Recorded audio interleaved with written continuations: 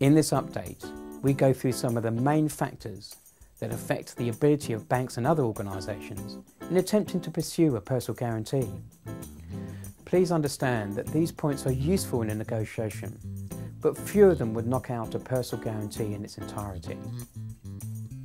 Bear in mind that although we do have the backup of law firms who do understand personal guarantee law, the ideas expressed here are born out of our own commercial experience and cannot be construed as legal advice.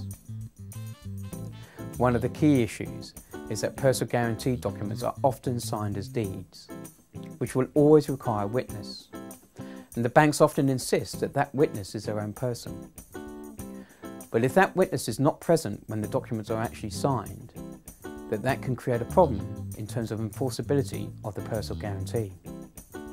Quite often, a non-involved person is asked to sign a personal guarantee or put a charge on their property, perhaps the husband or wife of a director, for example. And in these instances, the banks are obliged to provide a lot more information, and they don't always perform in that regard. With respect to vehicle and equipment leases, there are industry-wide issues for those agreements that are signed before 2009, because they actually include invalid clauses. And in that regard, a personal guarantee claim would be extremely hard to enforce. The banks don't always have original documents, and that can be an issue with their claim. We have many cases where bank employees have pasted documents together to make them look like originals. And as you can imagine, the banks are on the wrong end of those deals.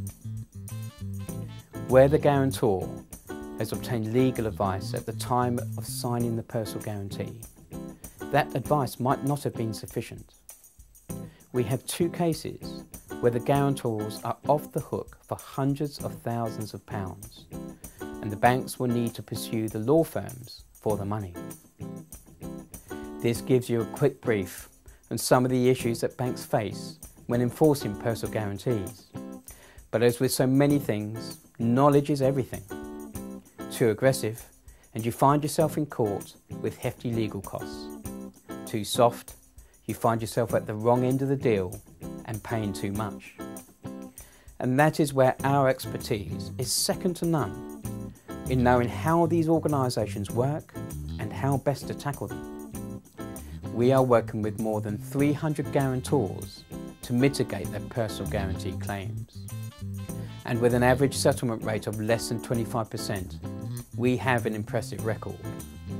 So do talk to us. We provide the most comprehensive support around in relation to personal guarantees.